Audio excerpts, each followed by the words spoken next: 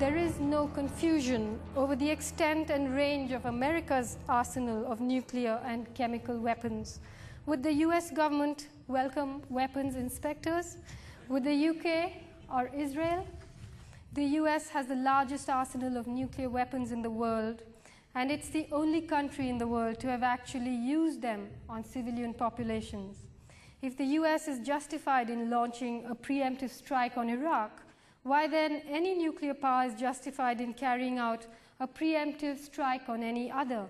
India could attack Pakistan or the other way around. If the US government develops a distaste for, say, the Indian Prime Minister, can it just take him out with a preemptive strike? Recently, the United States played an important part in forcing India and Pakistan back from the brink of war. Is it so hard for it to take its own advice? Who is guilty of preaching peace while it wages war? The US, which George Bush has called the most peaceful nation on earth, has been at war with one country or another every year for the last 50 years. Wars are never fought for altruistic reasons. They're usually fought for hegemony, for business. And then, of course, there's the business of war. Protecting its control of the world's oil is fundamental to US foreign policy. The US government's recent military interventions in the Balkans and Central Asia have to do with oil.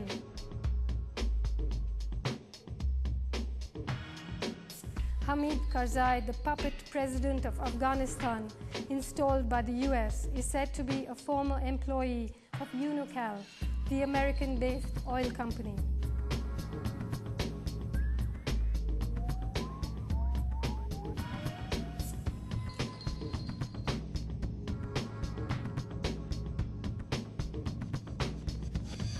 The US government's paranoid patrolling of the Middle East is because it has 2/3 of the world's oil reserves. Oil keeps America's engines purring sweetly. Oil keeps the free market rolling. Whoever controls the world's oil controls the world's market.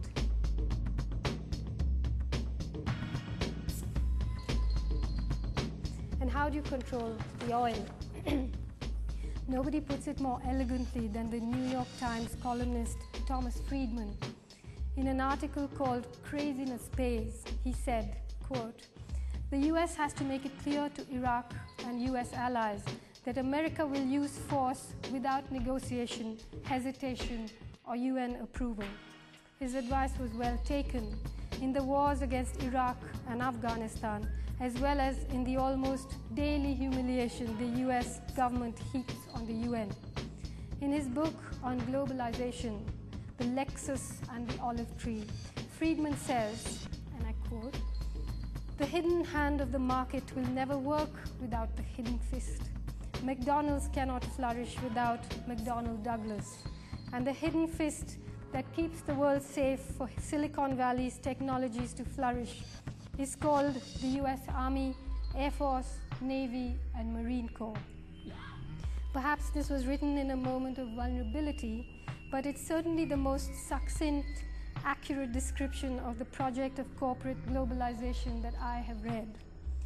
After the 11th of September 2001 and the war against terror, the hidden hand and fist have had their cover blown, and we have a clear view now of America's other weapon, the free market, bearing down on the developing world with a clenched, unsmiling smile. The task that never ends is America's perfect war, the perfect vehicle for the endless expansion of American imperialism. In the last 10 years of unbridled corporate globalization, the world's total income has increased by an average of 2.5% a year. And yet, the number of poor in the world has increased by 100 million. Of the top 100 biggest economies, 51 are corporations, not countries. The top 1% of the world has the same combined income as the bottom 57%, and that disparity is growing. And now, under the spreading canopy of the war against terror, this process is being hustled along. The men in suits are in an unseemly hurry. while bombs rain down on us and cruise missiles skid across the skies, while nuclear weapons are stockpiled to make the world a safer place. Contracts are being signed, patents are being registered, oil pipelines are being laid, natural resources are being plundered, water is being privatized, and democracies are being undermined. In a country like India, the structural adjustment end of the corporate globalization project is ripping through people's lives. Development projects, massive privatization, and labor reforms are pushing people off their lands and out of their jobs, resulting in a kind of barbaric dispossession that has few parallels in history. Across the world, as the free market brazenly protects Western markets and forces developing countries to lift their trade barriers, the poor are getting poorer and the rich richer.